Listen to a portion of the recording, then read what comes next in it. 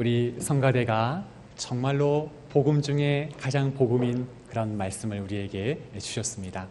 하나님은 우리의 하나님이 되시고 그리고 너희는 내 아들이라 그렇게 불러주시는 것입니다. 우리 존귀하신 하나님 앞에 한번 영광의 박수 한번 올려드릴까요?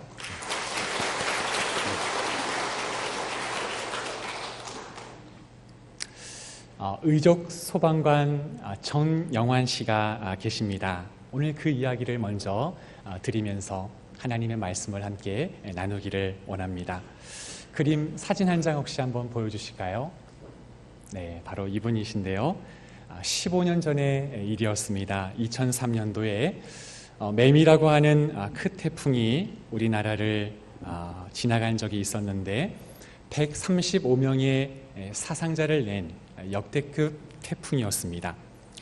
당시 주요소를 화재 진압을 위해서 5명의 소방대원들이 출동을 하였습니다. 그런데 그 인근에 약 2톤 정도 되는 타워 크레인이 세워져 있었는데 그 강풍에 이기지 못하여서 넘어지게 되는데 이 소방차를 덮치게 된 것입니다. 그러면서 크레인의 균형추 3개 중에 하나가 떨어지면서 이 전영환 씨의 다리를 다치게 한 것입니다. 생각만 해도 너무나 아찔하지요. 사고 이후에 큰 수술이 8번씩이나 있었고 또 작은 수술이 8번씩 있었고 전체 16번의 수술이 있었는데 그러나 안타깝게도 다리를 붙이는 데에는 실패를 했습니다. 사고가 난 이후에 약 1년여 시간을 보내는데요. 도무지 상실한 마음이 회복이 되지 않는 것입니다. 아니 어찌하여 나에게 이런 일이 있을까? 그것도 누군가의 어려운 일을 도와주러 가는 중에 어찌 나에게 이런 일이 있을 수 있나? 그 상실한 마음이 도무지 회복되지를 못했습니다. 그런데 마침 그때에 자신을 이끌어준 한 명의 사람이 있었는데 같은 소방대원인 이종환 소방이가 바로 그분이었습니다. 그를 조용히 찾아갔습니다. 친구야, 우리 주변을 잠시 돌아보면 우리보다 어려운 사람들이 너무나 많은데 그들을 도우면서 마음의 안정을 찾아보면 어떻겠니? 그 친구의 말을 듣고 조금씩 이 전영환 씨의 마음이 움직이기 시작했습니다. 첫 봉사활동은 요양병원에 있는 할아버지 할머니를 방문하는 일이었습니다. 그들을 찾아가서 말동무가 되어주고 또 사진도 함께 찍고 또 사진을 찍어드리면서 그리고 10수년째 그 봉사활동을 이어오고 있는 이 전영환 씨. 기자가 물어보았습니다. 전영환 씨에게 꿈이 있다면 무엇입니까? 그때에 그는 이렇게 말합니다. 좋은 의족이 발명이 되면 저는 그 의족을 끼고 다시 현장으로 들어가고 싶습니다. 다시 그 현장으로 돌아가고 싶습니다.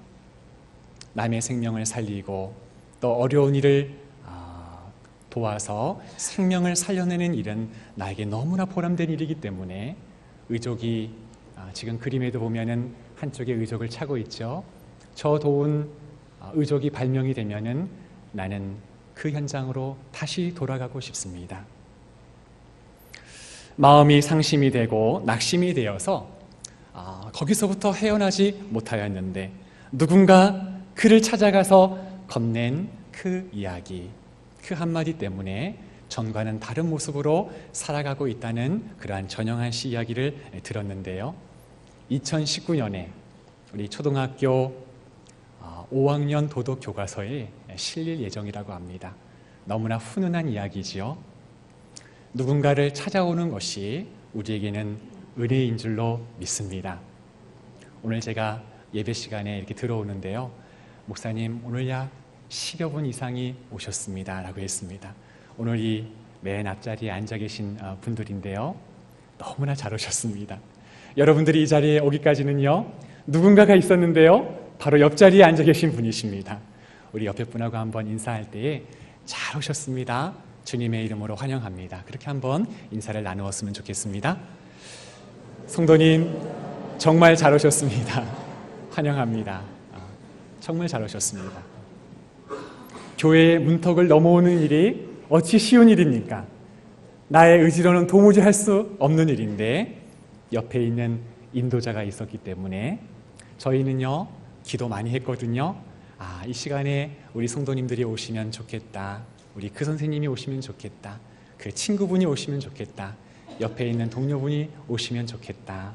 하나님께서 그 기도에 우리의 기도를 응답해 주신 줄로 믿습니다. 오늘 우리가 함께 읽은 요한복음 3장 16절은 정말 성경 속에 이렇게 복음을 압축적으로 요약해 놓은 말씀이 또 있을까 하는 생각을 가지게 하는 말씀입니다. 아마도 어렸을 때라도 한 번 정도 교회에 나가신 그런 다녀보신 분들이라면 이 말씀을 기억해 보실 수 있으실 것입니다. 우리가 노래로도 불러본 기억이 있죠. 하나님이 세상을 이처럼 사랑하사 독생자를 주셨으니 누구든지 예수 믿으면 멸망하지 아니하고 영생을 얻으리로다. 요한복음 3장 16절. 고개를 끄덕이시는 분들은 한 번 정도 들어보신 적이 있으신 것 같아요. 예수님의 제자 요한은 하나님은 세상을 사랑하셨습니다. 위대한 하나님의 사랑을 선언해 주셨습니다. 사도 요한은 그가 쓴 다른 서신서에 요한일서 4장 10절의 말씀을 이렇게 또한 표현하였습니다. 하나님은 사랑이십니다. 우리가 누군가를 소개할 때 네, 이분은요 사랑이 많으십니다. 이분은 정말 긍휼이 많으시고요, 이분은 정말 배려가 깊으신 분입니다. 여기까지는 소개할 수 있을 것 같아요. 그런데 누군가를 소개하면서 이분은 사랑이십니다. 이분은 긍휼이십니다. 이렇게 표현하지는 못할 것입니다. 왜냐하면 사람의 사랑이라는 것은 시간이 지나면 조금씩은 변하기 때문입니다. 그러나 우리 하나님의 사랑은 예나 오늘이나 변함이 없으시고 온 우주 만물 가운데 피조물과는 구별되시는 창조주 하나님이시기 때문에 하나님은 우리를 사랑하셨습니다. 뿐만 아니라 하나님은 사랑이십니다.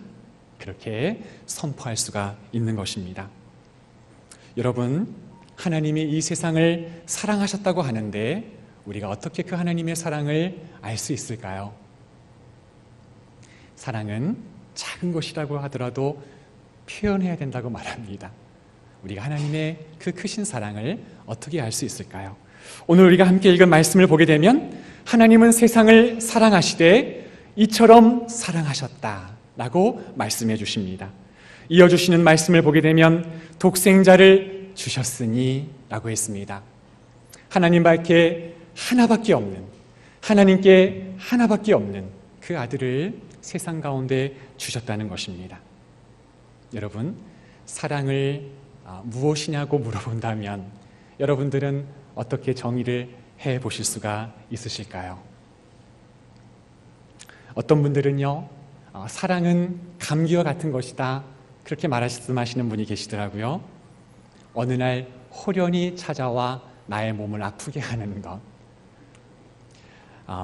나이가 많이 든 분이나 또 젊은 분이나 할 것 없이 이 감기는요 찾아옵니다. 인류 역사상 한 번도 사라져 본 적이 없는 병, 마치 사랑은 감기와 같다 이렇게 말씀하시는 분이 있는데 여러분들은 어떻습니까? 저희 아버님이 목회를 하셨고 저도 아버님의 뒤를 이어서 목회의 길을 가고 있습니다. 지금은 소천하셔서 함께 계시진 않지만 아버님이 설교하실 때 이런 한 가지 예화를 들려주신 것이 기억이 납니다. 사랑이란 가장 아끼고 소중한 것을 주는 것이다. 아들이 아버지를 사랑하는데 어떻게 표현하는 거 하니? 이 아이가요 자기의 바지 주머니를 이렇게 만지작 거립니다. 그리고 나서 마지막 남은 이 사탕 하나를 아버지 꺼내서 드리는 것이에요. 여러분, 이것은 대단한 결심입니다. 이 마지막 하나 남은 사탕인데요, 내 입에 들어가면 달콤하고 환상적인 맛을 즐길 수가 있는데 여기까지만 생각하고 이 아이는 결심을 합니다. 아빠를 드려야지. 자기 바지 주머니에서 사탕을 꺼내서 아버지를 드리는 것입니다. 왜 그렇습니까? 이 아이는 아버지를 그렇게 사랑하기 때문입니다. 이 이야기가 주인공이 누구냐면 바로 저라고 말씀하시더라고요. 저는 어렸을 때 기억이라서 이 기억을 하지 못합니다. 그런데 그때의 그 기억이 아버지에게는 매우 인상 깊었던 것 같습니다. 사랑이라는 것은 자기가 아끼고 있는 것을 그에게 주는 것이다. 우리 하나님은요, 가장 아끼고 소중한 한 아들이 있었습니다.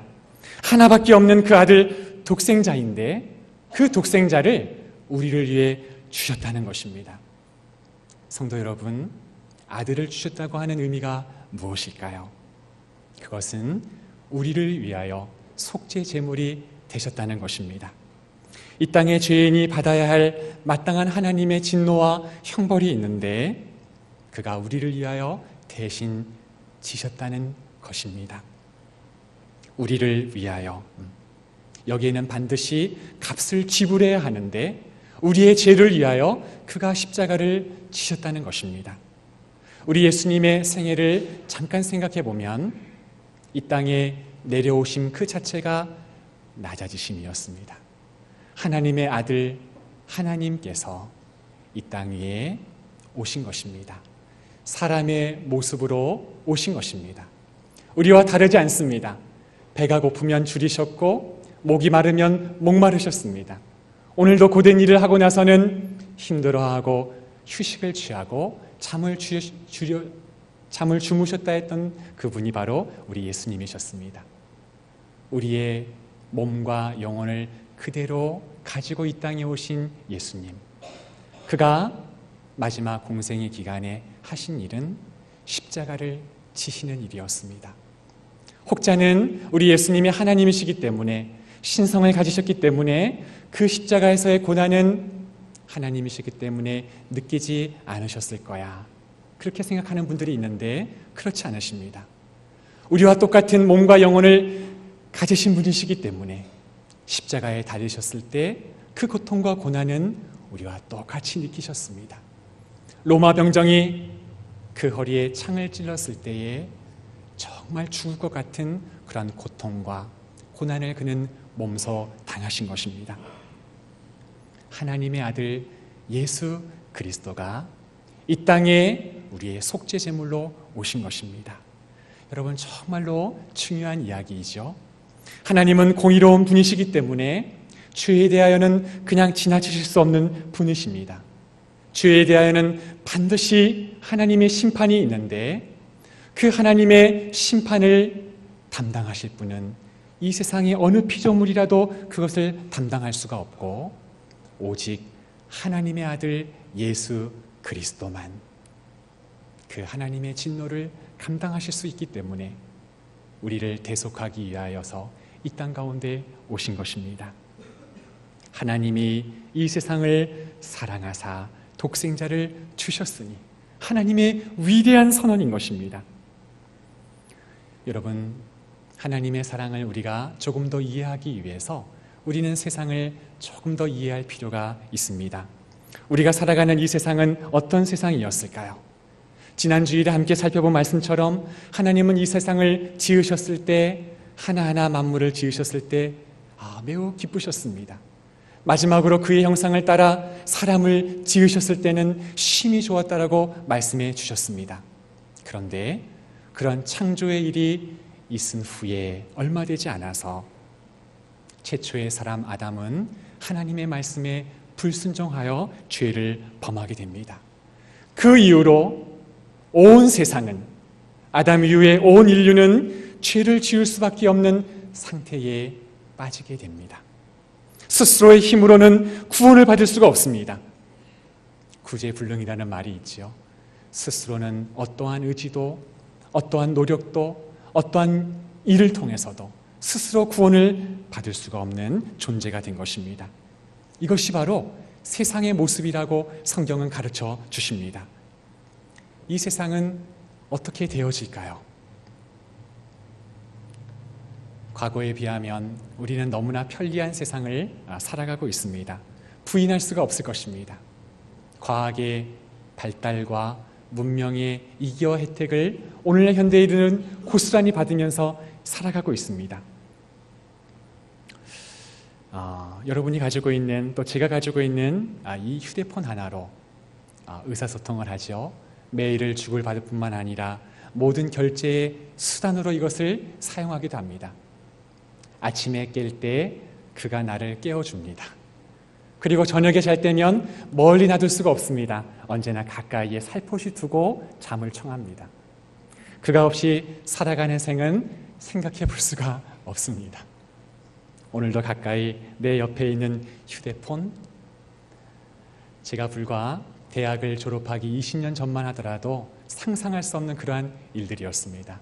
어쨌든 오늘 우리는 문명의 혜택을 받으면서 편리하게 살아가고 있지만은, 그러나 경륜 있는 분들은 이와 같이 이야기하는 것을 종종 우리는 들어보게 됩니다. 예전보다 과거보다 더 살기 어려워진 시대인 것 같아. 우리의 삶은 더 각박해져 가는 것 같아. 네, 여러분, 그런 것 같습니다. 우리의 삶은 편리해졌지만, 그러나 살아가는 정도는요, 전보다도요 더욱더 어려워진 것 같습니다. 우리의 앞으로의 다음 세대는 어떠할까? 미래를 걱정하는 우리 부모님들이 많이 계신 것 같습니다. 그런데요, 성경에서도 이와 같이 말씀하십니다. 이 세대가 악하니라. 점점 이 세대는요, 살아가기 어려운 세상이 될 것입니다. 왜 그렇겠습니까? 우리가 만나는 모든 문제, 오늘 집사님이 기도 시간에 여러 가지 사항들에 대해서 기도합니다라고 말씀해 주셨는데, 그 모든 문제들의 깊은 곳에는 사람이 스스로 해결할 수 없는 죄의 문제가 그곳에 있기 때문입니다. 이 세상의 모습을 이해할 수 있는 성경의 비유 하나를 소개해 드리려고 합니다.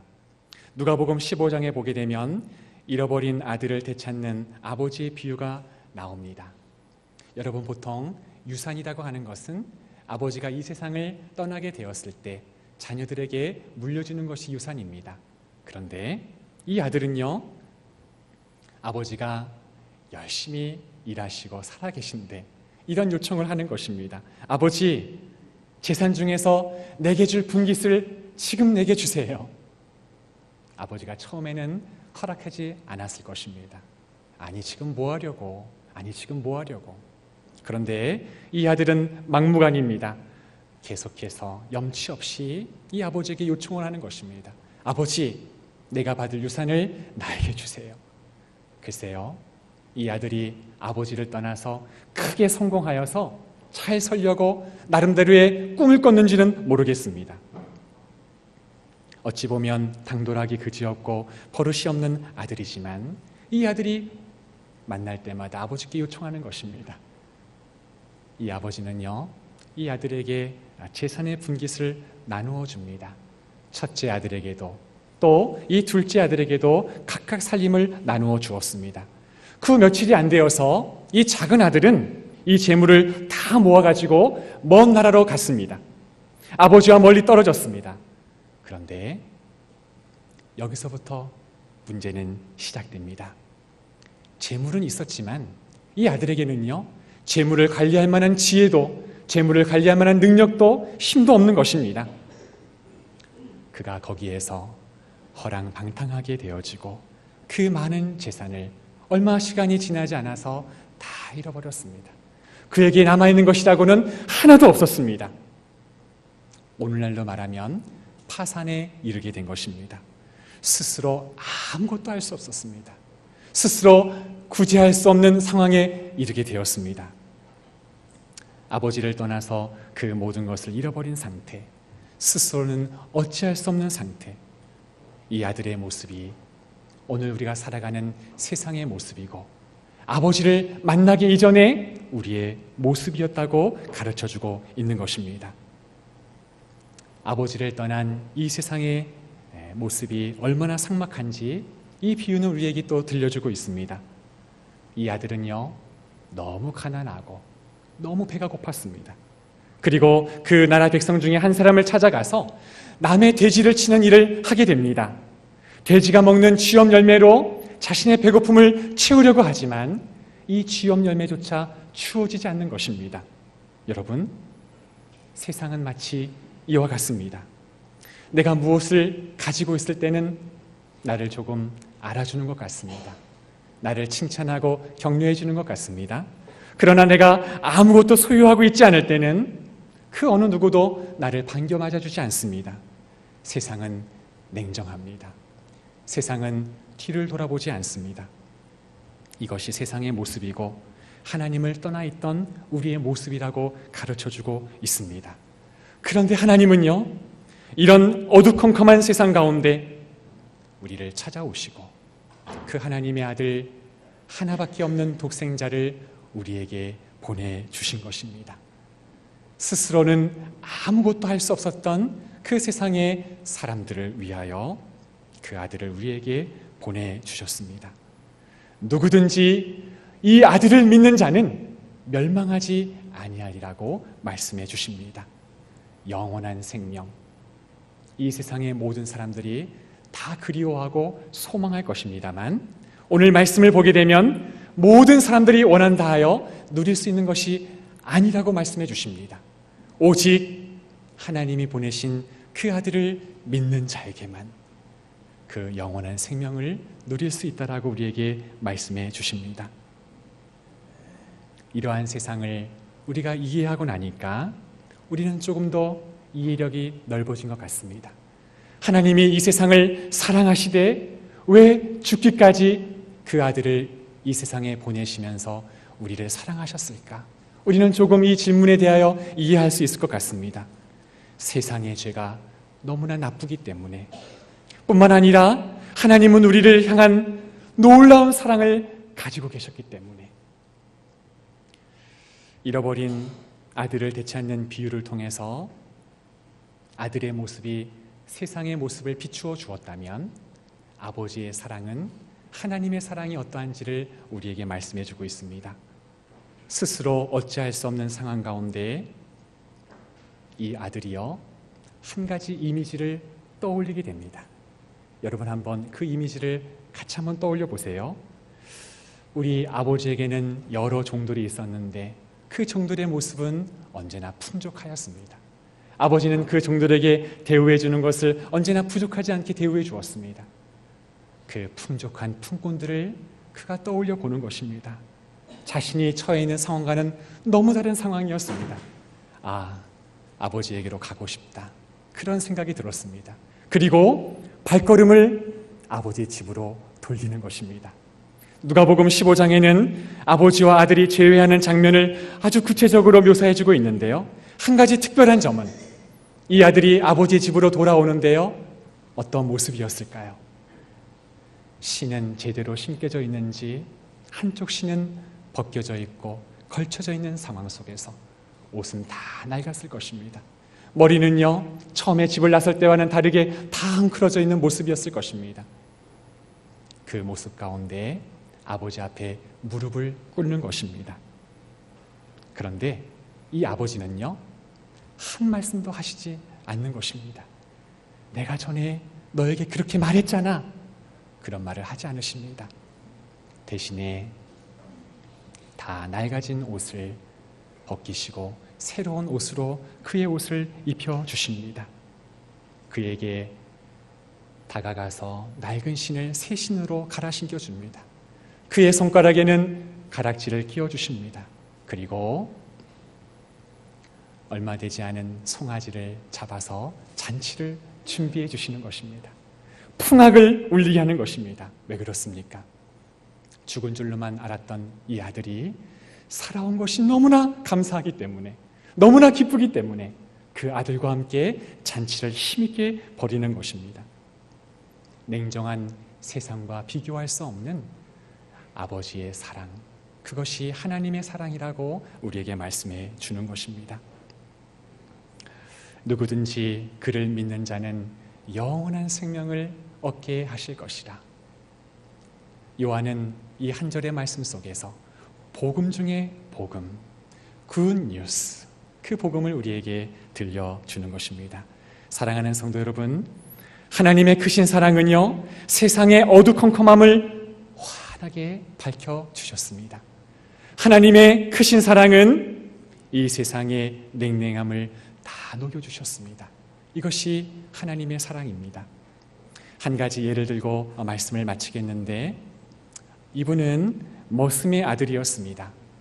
그의 고향은요, 전북 임신군 간촌면 복흥리 가리진 바우 마을이라고 하는 곳인데요. 제가 이렇게 적어보니까는요, 시골 중에서도 한창 시골이겠구나 하는 생각을 가져봅니다. 외딴 마을에서 태어났고 끼니도 굶을 때가 많았습니다. 정말 어렵고 가난하고 힘든 생활을 해나가는데 그 동네에 작은 교회가 하나 세워졌다는 것입니다. 그래서 이 아이도 그 교회에 나가기 시작했습니다. 그런데 어느 날 주일에 그 개척교회의 한 전도사님이 오늘 우리가 함께 읽은 이 말씀을 들려주시라는 것입니다. 요한복음 3장 16절 말씀. 하나님이 세상을 사랑하셨으니 독생자를 우리에게 주셨습니다. 이 아이는요, 한평생 그의 마음속에 지니고 있는 그런 말씀이 되었습니다. 요한복음 3장 16절 말씀. 우리나라가 전쟁 이후에 매우 어려웠습니다. 가난하여서 정말 하루 끼니를 먹기도 힘든 삶을 살았습니다. 무조건 상경하였습니다. 이를 악물고 기도하는데 이런 지혜가 떠올랐다고 합니다. 도서관에서 이렇게 사전을 찾아보니까 덴마크라고 하는 곳은 낙농으로 잘 사는 그러한 나라인데 우리나라도 그와 같은 나라가 되게 하고 싶다. 그래서요, 덴마크 국왕에게 편지를 쓰는 것입니다. 나는 당신의 나라에 가서 선진화된 농업 기술을 배워서 지금은 낙후되어 있고 잘 살지 못하는 나라이지만 그 기술을 배워서 접목시키고 싶습니다. 덴마크 국왕에게 편지를 썼습니다. 어떻게 되었을까요? 놀라운 일이 벌어졌습니다. 수개월이 지나서 편지 한 통이 도착이 되었는데 그 편지 안에는요, 초청장과 비행기 왕복 티켓이 들어있었다는 것입니다. 그곳에 가서 공부할 수 있는 자격을 획득한 것입니다. 난생 처음 이 덴마크 말을 배우는데 매우 우수한 성적으로 그 학교를 졸업했습니다. 덴마크뿐만 아니라 이스라엘에서 건너가서 이스라엘 중에도 명문대학이라고 일컬어지는 히브리 대학에서 최우수 성적으로 졸업하고 그리고 그 대학에서 그 나라 말로 강의를 하는 교수가 되었습니다. 여러분, 이분이 누군지 아셔요? 전 건국대학교 부총장님이셨던 유태영 박사님이십니다. 우리 한번 사진 한번 볼까요? 아마 이 책을 읽어보신 분도 계실 것입니다. 유태영 박사님. 이분이 힘들게 가서 공부를 하시고 공부를 다 마치고 돌아왔습니다. 우리나라에 접목한 첫 프로젝트가 있었는데 그것이 바로 새마을 운동이라고 말합니다. 힘들고 어려운 시간들이 있었는데 그 어린 유태영을 끝까지 붙들어준 말씀이 바로 오늘 요한복음 3장 16절이라는 말씀입니다. 하나님이 세상을 이처럼 사랑하사 독생자를 주셨으니 이는 그를 믿는 자마다 멸망하지 않고 영생을 얻게 하려 하심이라. 그 어렸을 때 전도사님이 그 아이에게 이 말씀을 들려주시는데, 얘들아, 하나님이 세상을 사랑하사 이렇게 애우지 말고 세상이란 대신에 자기 이름을 넣어서 애우기를 바란다. 하나님이 유태영이를 사랑하사, 하나님이 이면혁을 사랑하사, 우리 하나님은 두리뭉실하게, 아니 도매금처럼 우리를 취급하여 사랑하시는 것이 아니라 하나님은 이 세상에 나 한 사람을 구체적으로 사랑하사 어린 유태영이를 사랑하사, 하나님은 그렇게 우리 한 사람 한 사람을 사랑하십니다. 오늘 저는 설교의 제목을 하나님이 세상을 사랑하사 이렇게 하지 않고요, 하나님이 나를 사랑하사라고 정해보았습니다. 지금도 하나님은요, 한 사람 한 사람을 그렇게 사랑해 주십니다. 우리가 한번 자기 이름을 한번 넣어서 오늘 말씀을 한번 읽어보고 설교를 마치려고 합니다. 여러분, 하나님은 어떻게 사랑하실까요? 우리 한번 같이 한번 읽어보겠습니다. 시작. 하나님이 이면여기를 사랑하사 독생자를 주셨으니 이는 저를 믿는 자마다 멸망치 않고 영생을 얻게 하려 하십니다. 내 주위에 아무도 없는 것 같은데 그 시간에도 하나님은 나를 사랑하고 그 시간에도 하나님이 함께 하십니다. 여러분, 앞으로도 우리 주님은요, 여러분과 함께 하실 것입니다. 이것을 믿음으로 우리에게 영생을 주시고 영원한 생명을 누리는 삶을 살게 하시는데, 이러한 복된 성도의 생애를 살아가시는 사랑하는 우리 성은의 교우들 뿐만 아니라 오늘도 인도자의 손을 잡고서 발걸음을 향해 주신 우리 귀한 새가족분들이 다 되시기를 주님의 이름으로 부탁을 드립니다.